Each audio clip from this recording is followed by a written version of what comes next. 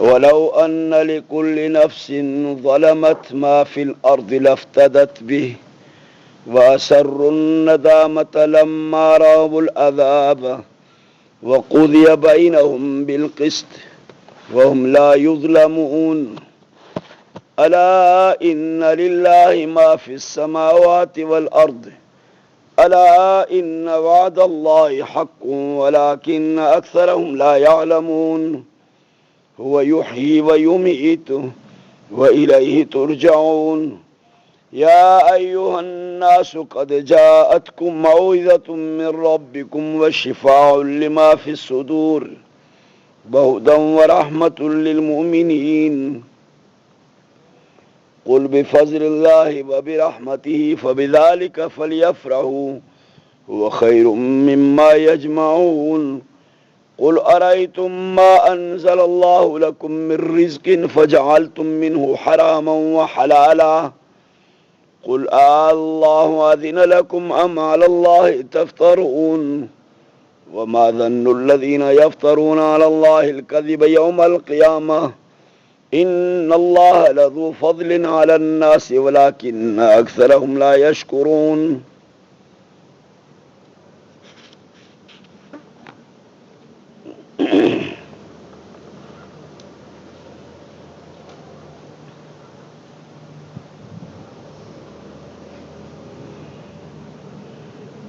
मुजरिम क़िस्म जे माण्हुनि खे क़यामत जे ॾींहं ते जेका सज़ा मिलंदी उहा एॾी वॾी सज़ा मिलंदी जो उन खां जान छॾाइण जे लाइ फ़र्ज़ कयो त रूए ज़मीन जा ख़ज़ाना उन माण्हुनि जी मिल्कियत जेकॾहिं हुजनि त जेकर उहे सभु जो सभु ख़ज़ाना उन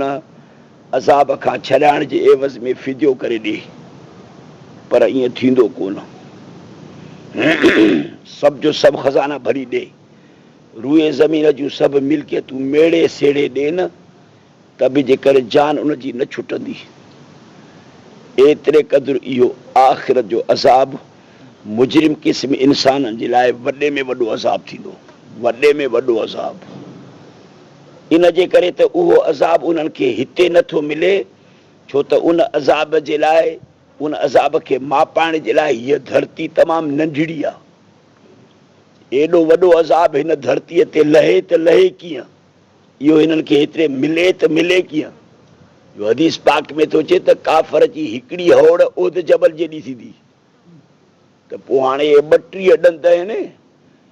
इहे हिकु हिकु हौड़ खे, हिकु हिकु ॾंद खे जो उहद जबल जेॾो सम्झो त मुंडी केॾी वॾी थींदी,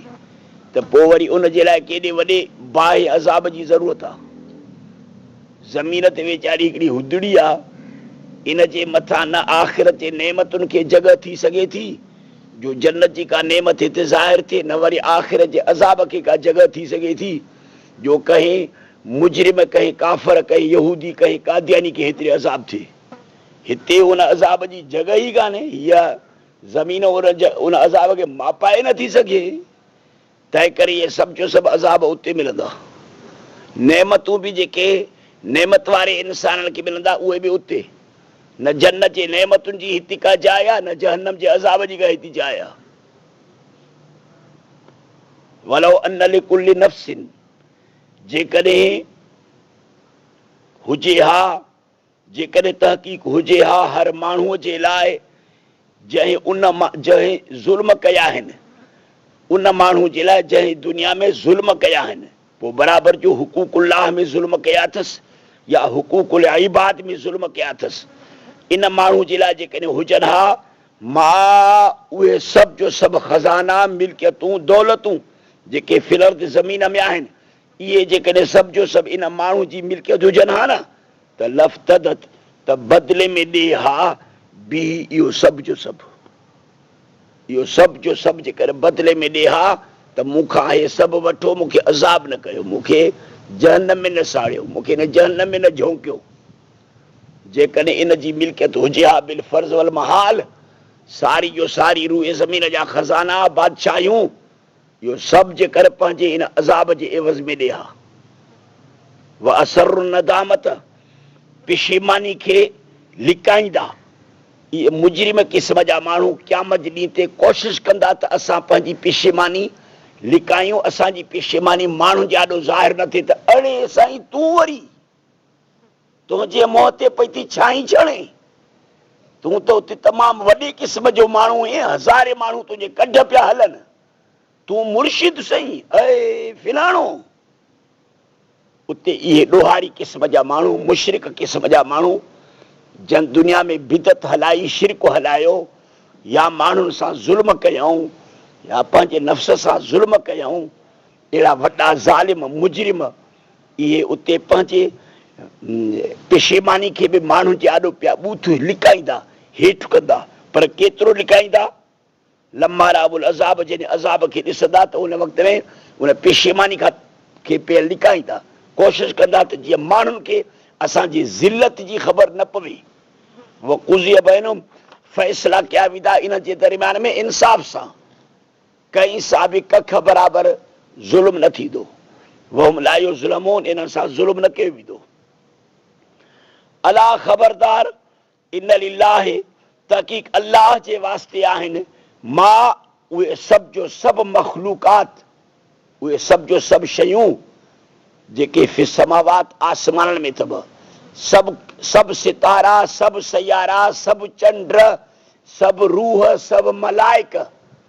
سب آسمان جا برج ذرا پرزا، یہ سب اللہ جی ملکیت تھو۔ والارض اے زمین میں جو کچھ ڈسو تھا نا،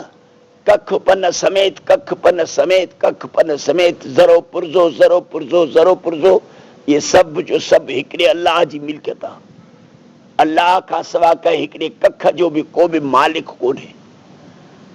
اللہ خبردار ہاں جڑی سڄی کائنات مو اکیلے اللہ جی ملکیت تھا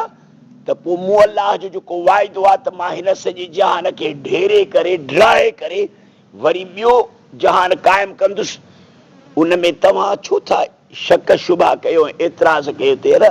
نہ تھی سگندو، چھو نہ تھی دو جن ماں ہن سڄے جہان جو مالک آیاں، مکھے ہن کے ہٹائن وری بے کے آئن جو حق آ، مو جاڈو کیڑی دیر آ جو تمہاں کے شک شبہ پیائن تو باس بادل موت تھی دو ہی کون، آخرت تھی دی کان ملے، یہ دڑکائیں دہمان ہیں، دڑکا دہمان کون تھی، خبردار تحقیق اللہ جو واحد حق تھی، ولیکن اکثر لا یعلمون پر گھنا مانو جاہل ہے نہ تھا جانن۔ اللہ ہے قدرت جو مالک آ جو ہو یحیی وہ تو جیارے و یمیت اے تو مارے، ارے جیارن مارن تو ان جے قبضے قدرت میں آنا، کو جیاری دو ماری دو کو عیسیٰ علیہ السلام یا موسیٰ علیہ السلام، کو علی حضرت علی سائیں جیاری دو یا وری حضرت حسین حسن سے کہ جیاری دا ماری دا ہے، یا پیغمبر جیاری دو ماری دو، یا کہ ولی بزرگ جیاری دا ماری دا ہے، جیارن مارن انہیں اللہ جے قبضے قدرت میں ہانے تاں ماری دو وری تاں جیاری دو، جی ہانے تمہاں کہ کیے نطفے مجا زندہ کیو تھس، کاتھے نطفو گندو جے میں دھپ لگی پیا جے کہ کتو بھی نہ سنگھے، انہیں ماں تمہاں کے زندہ کی وری ہانے وری جو تمہاں کے ماری دو تو وری بو زندہ کر جی طاقت نہ تو رکھے جا۔ اللہ جو واحد سچو تو قیامت ضرور تھی دی، موچڑن جڑا تیار تھی وہی رہو، جے کن ان نافرمانی تے کمر بستہ تھی پیا ہو نا چیل بدھی تو موچڑن جڑا تیاری کیو۔ ویلے ترجعون ان جے طرف توا سمورن کے موٹائے بھی دو۔ اللہ تعالیٰ تو فرماتا بھٹکو چھو تھا جڑے تا ہر قسم جے باطنی بیمارن جے لائے اسا شفا موکلیو آ، ہیڑو قرآن موکلیو تھوں، دستور حیات کرے موکلیو تھوں، تمہاں جے اندر باہر جے صفائی جے لائے ہیڑو کتاب موکلیو تھوں، زندگی جے لائے قانون موکلیو تھوں، دھوڑ پے وبوت میں قرآن کے جو چھڑے ڈیندو تو پوت ذلیل تھی دو نا۔ یا ایوہ الناس سمورے انسان ذات کے سڈوا ختم نبوت جو دلیل ہوا، یا ایوہ الناس جو لفظ سارے قرآن میں جاتے بیچے یہ ختم نبوت جو دلیل ہوا، مانا سڈ رگی عربن کے نہ ہے، سڈ رگی صرف جزیر عرب وارن کے نہ ہے، سڈ رگی صرف ہکڑے پہرے صدی وارن مانن کے نہ ہے، یا صرف اولہ یا اوبھر یا اتر یا ڈکن وارن کے نہ ہے، بلکہ روئے زمین جے سمورن انسانن کے سڈوا۔ یہ دلیل آئے تو روئے زمین جے سمورن انسانن جے لائے اللہ پاک محمد مصطفیٰ کے نبی کرے موکلیو آ تंहिं करे त समूरनि खे थो सॾु करे या आयो अन्नास ऐं इंसानो कद जात को मौज़तुन तकी आई आहे तव्हां वटि नसीहत हे क़ुरान करीम जी सिफ़त आहे क़ुरान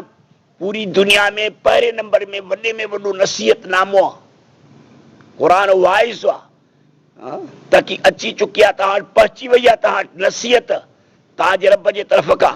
क़ुरान वाइज़ आहे क़ुरान नसीहत आहे ॿिए नंबर ते व शिफ़ाउन क़ुरान शिफ़ा अथव लिमा तन समूरनि बीमारियुनि जो जेके बीमारियूं फिसुदूर अंदरि सीननि में अथव दिलनि में जेके बीमारियूं आहिनि कुफ्र जूं शिरक जूं मुनाफ़िकीअ जूं हसद साड़ ग़ीबत गिला जूं अंदरि जे पलीत हुजण जूं इन्हनि समूरनि अंदरि वारे बीमारियुनि जे लाइ क़ुरान शिफ़ा आहे इहो ख़ुशूसी तरह सां क़ुरान अंदरि वारे बीमारियुनि जे लाइ शिफ़ा थी आयो आहे जॾहिं त क़ुरान करीम में ज़ाहिरी जिस्म जे अमराज़नि जी बि शिफ़ा रखियल आहे ईअं अल्फातिहतु शिफ़ाउ मिन कुल्लि दाइन अहिड़ी तरह सां पैगंबर सिंह ॿियनि सूरतुनि जे नाले में चयो आहे त क़ुरान ज़ाहिरी मर्ज़नि जो बि शिफ़ा आहे पर ख़ुशूसी तरह सां अंदरि वारे मर्ज़नि जो शिफ़ा आहे जेको क़ुरान करीम खे सही माना में मञीदो उनजे मथां अक़ीदो रखंदो त उन जे दिलि में जा शिरक निकिरंदो कुफुर निकिरंदो निफ़ाक़ निकिरंदो बिदत निकिरी वेंदी दिलि मां हसद साड़ बुग़्ज़ कीना निकिरी वेंदा इन्हनि समूरनि जे लाइ क़ुरान शिफ़ा थी आयो आहे पर को क़ुरान खे मञे न अॻिते चवंदो लिल मोमिनीन त इहो उन्हनि मर्ज़नि जे उन्हनि माण्हुनि जे मर्ज़नि जो इलाज थी आयो आहे क़ुरान जेके क़ुरान खे मञीदा जेके क़ुरान खे पुठी ॾींदा जेके क़ुरान खे पढ़ंदा ई कोन हा पोइ उन्हनि जे मर्ज़नि जो इलाजु कीअं थींदो जेको मरीज़ इलाज खे इस्तेमालु ई न कंदो हा इस्तेमालु ई न कंदो खाईंदो ई कोन टिकियूं फोटा वग़ैरह खाईंदो कोन शीशनि जे सीरपनि खे खाईंदो ई कोन इस्तेमालु न कंदो त पोइ उनजो मर्ज़ कीअं घटि थींदो या कीअं उनखे इहा बीमारी छॾींदी असां शुगर जा मरीज़ आहियूं सुबुह शाम असांखे इहो इलाजु खाइणो थो पवे सुबुह जो टिकी खाईंदो आहे गेट फोरमेंट वरी राति जो वरी उहो अर्क आहे हिकिड़ो लाहौर खां आयल आहे वरी उन अर्क मां जा ॿ ॿुजियूं टे ॿुजियूं वरी पी छॾींदो आहे त बि इहे बीमारी जो का अलाए किथे चोट ते पई थी चढ़ंदी वञे एतिरे इलाज खां पोइ बि त क़ुरान शरीफ़ इलाजु आहे रूहानी इलाजु आहे बातिनी मर्ज़नि जो इलाजु आहे को माण्हू हिनखे चुंबड़े न इस्तेमालु त करेसि न माना पढ़ेसि ऐं हुन ते यकीन रखे क़ुरान करीम जे इस्तेमाल जो मतिलबु आहे त क़ुरान खे पढ़े वरी हुन ते यकीन रखे ज़ाहिरी रुॻी लफ़्ज़ पढ़ंदो वञे बसि ॼण पछते वारा तव्हां लफ़्ज़ पढ़ी वियो पठाण की माना सम्झो ई कोन त पोइ कहिड़ो फ़ाइदो थींदो इहो ईअं जीअं तव्हां शीशीअ खे ॿाहिरि चटींदा वञो ऐं दवा वात में विझो ई कोन चटण में कहिड़ो फ़ाइदो थींदो क़ुरान पढ़ी माना सम्झी यकीन रखो इहो इल्मु निकिरी वियो मुल्क मज़ा ॼण इहो क़ुरान करीम जो इल्मु निकिरंदो थो वञे माण्हू सभु आहिनि रुॻी टिट मिट जे हवाले अंग्रेज़ी जे हवाले 17 गिरड़ जो ऑफिसर आहे 18 गिरड़ जो ऑफिसर आहे धूड़ हुजेसि बूथ में होॾा मुशरिक लॻो पियो आहे काफ़िर लॻो पियो आहे कादियानी लॻो पियो आहे शियो लॻो पियो आहे वहुदन 3 नंबर ते सिफ़त आहे त क़ुरान हिदायत आहे क़ुरान ई त हिदायत आहे न बाक़ी क़ुरान खां सवाइ बाक़ी ॿियो कहिड़ो हिदायत थींदो क़ुरान हिदायत आहे हिदायत जी माना ईसाल इलल मतलूब रब ताईं पहचान वारो ज़रियो क़ुरान आहे जन्नत ताईं पहचान वारो ज़रियो क़ुरान आहे हे क़ुरान करीम जी 3 सिफ़त अथव चौथी सिफ़त आहे त क़ुरान रहमत ई रहमत आहे शफ़क़त ई शफ़क़त आहे पर इहे 4 सिफ़तूं कंहिंजे लाइ आहिनि लिल मोमिनीन मोमिननि जे लाइ क़ुरान करीम में इहे 4 सिफ़तूं आहिनि पर मोमिननि जे लाइ क़ुरान वाइज़ आहे मोमिननि जे लाइ क़ुरान शिफ़ा आहे मोमिननि जे लाइ क़ुरान हिदायत आहे मोमिननि जे लाइ क़ुरान रहमत आहे मोमिननि जे लाइ माना जेके क़ुरान खे मञनि जेके क़ुरान खे अखियुनि ते रखनि जेके क़ुरान ते यकीन रखनि वेसाह रखनि त पोइ क़ुरान उन्हनि जे लाइ हिदायत बि आहे त उन्हनि जे लाइ रहमत बि आहे त उन्हनि जे अंदरि वारे बीमारियुनि खे माञे साफ़ करण वारो किताब बि आहे वाइज़ बि आहे नसीहत बि आहे पर जेको ॿुधंदो ई कोन क़ुरान खे ॿुधी यकीन ई न रखंदो क़ुरान खे पुठियां पुठियां उछलाए छॾींदो क़ुल बिफ़ज़लिल्लाहि व बिरहमतिही चओ मोहम्मद करीम त अव्हां खे जेकॾहिं ख़ुशि थियणो आहे न त खज़ाना आहिनि ॿिनि क़िस्मनि जा। हिकिड़ा खज़ाना आहिनि मादियाती, जेके तव्हां पैसा बैंक बैलेंस वञी करे ढोए करे वञी गॾु था कयो, करोड़े रुपया पिया आहिनि बैंकुनि में, ज़कात ॾियो ई कोन। ऐं ॿियो आहे खज़ानो क़ुर करीम जे इल्म जो, क़ुर करीम जो रूहानी जेको खज़ानो आहे न। ख़ुशि थियणो अथव त हिन रूहानी खज़ाने ते ख़ुशि थियो। मां त चवंदो आहियां त जंहिं वटि क़ुर जो इल्मु आहे, हदीस जो इल्मु आहे, अलाह पाक उनजे सीने खे धोई साफ़ करे छॾियो आहे। हाणे इहो माण्हू जेकॾहिं भिटाईअ वांगुरु पोतड़ो ॻुईअ ते ॿधी करे कंहिं वारीअ जे ढेर ते वेठो हुजे, इहो दुनिया जे समूरनि बादशाहनि खां मथे आहे। इहो दुनिया जे समूरनि बादशाहनि खां मथे आहे। जंहिं वटि ॿियो कुझु कोन्हे, रुॻो पोतड़ो अथसि जो ॻुई ढके वेठो आहे, बसि उघड़ ढकियल अथसि, पुठी उघाड़ी, पेट उघाड़ो, मथो उघाड़ो, पेर उघाड़ा, वारीअ जे ढेर ते वेठो आहे। ॿी दुनिया मथां का बि शइ उनजे हथ में कोन्हे, पर क़ुर जो इल्मु उनजे सीने में कुटे कुटे अलाह ताला भरे छॾियो आहे। हा, बुखारी जो इल्मु उनजे सीने में आहे। वहदानियत ख़ुदा जी उनजे सीने में आहे। पैगंबर साईं जी ख़त्मे नबूवत उनजे सीने में आहे। अलाह पाक इल्म जो खज़ानो उनजे सीने में रखे छॾियो आहे न। इन खज़ाने खां मथे ॿियो को खज़ानो ई कोन्हे। कुल चओ बि फज़िलिल्लाह, अलाह जे भलाईअ सां, उनजे रहमत सां, फबिज़ालिक, पोइ इन नेमत सां फलयफ़रहू, पोइ भल त ख़ुशि थियनि माण्हू। माण्हुनि खे ख़ुशि थियणो आहे त इन नेमत सां ख़ुशि थियो, इन दौलत रूहानी सां ख़ुशि थियो। हुव ख़ैर, इहा रूहानी दौलत तमामु वॾे में वॾी, भले में भली दौलत अथव। उहा ख़ैर,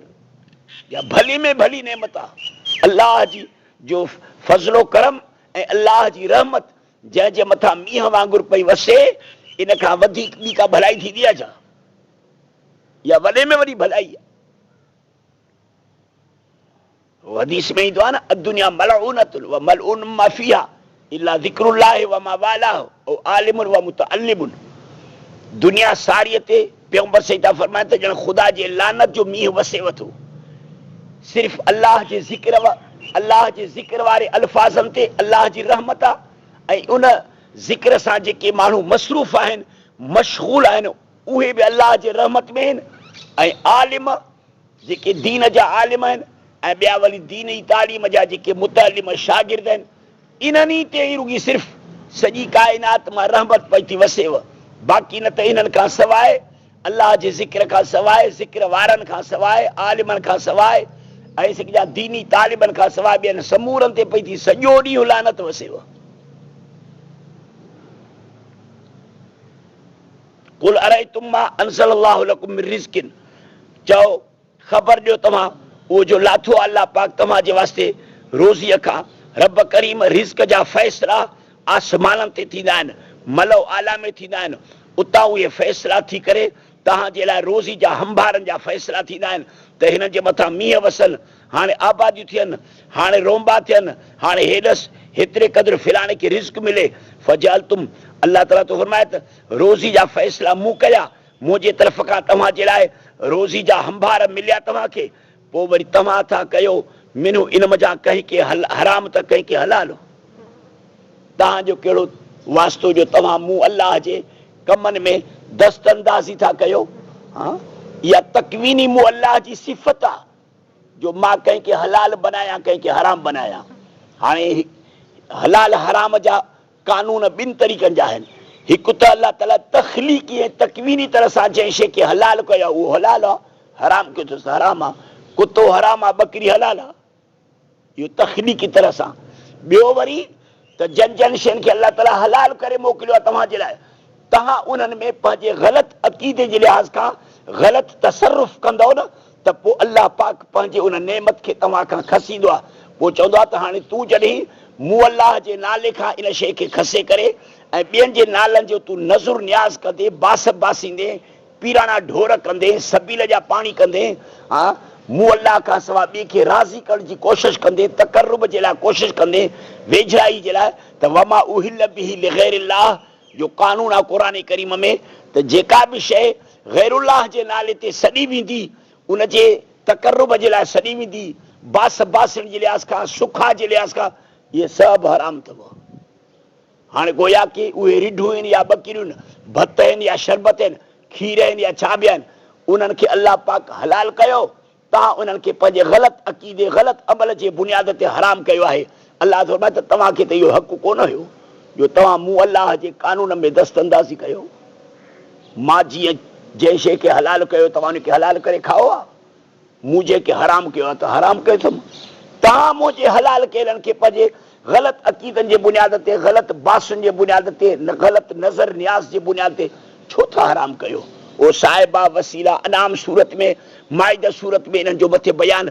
जेको आहे सो मुफ़सल तरीक़े सां गुज़री चुको आहे। जो माण्हू बास बासींदा हुआ त बाबा ही जेको ढोर आहे सो कलंदर जो आहे, बसि बाबा हाणे इन जो को खीर बि न पीए, उन ते सुवारी जो आहे त उन ते को सुवारी बि न करे, उनखे को हथु ई न लॻाए। बाबा हे जेको ढोर आहे हे सान आहे, कलंदर जो आहे, बसि पोइ वेठो जल चरे सॼे इलाइक़े में। आख़िर वञी करे उन कलंदर जे क़बर जे आॾो वञी करे उनखे कोहंदा हुआ। अलाह फरमाए त मां जन शइ खे हलाल कयो तव्हां मुंहिंजे नाले ते, मुंहिंजे तक़र्रुब जे तरीक़े सां, मुंहिंजे के चवां ख़ुशनूदी ऐं मुंहिंजे रज़ामंदी जी बुनियाद ते तव्हां उन्हनि खे कोहो आहे न, गोश्त जो तव्हांजो थी पवे आहे, नालो मुंहिंजो थी पवे आहे, वॾाई मुंहिंजी थी पवे आहे, तक़र्रुब मुंहिंजो जो इरादो कयो आहे त असां रब करीम खे वेझा थी पऊं। ईअं ई ऐं सॼा अहिड़ी तरह सां उनजो जेको सवाबु आहे पोइ खणी तव्हां उहो सवाबु खणी पाण खे बख़्शियो आहे, तव्हांजी मर्ज़ी ही, या वरी उनजो सवाबु कंहिं पंहिंजे पीउ माउ खे बख़्शियो आहे या वरी ॿिए कंहिं बुज़ुर्ग खे बख़्शियो आहे, उहा जुदा ॻाल्हि आहे। त सवाबु भली तव्हां कंहिंखे बख़्शो, गोश्त तव्हां खाओ, वॾाई अज़मत ऐं किबरियाई त मुंहिंजी हुजे न। की वरी वॾाई अज़मत ऐं किबरियाई फिलाणे पीर जी आहे, उन पीर हिन लाइ खे पैदा कयो आहे छा? फजाल तुम पोइ कयो आहे तव्हां उन मज़ा बाज़ खे हराम ऐं किन खे हलाल। चओ अलाह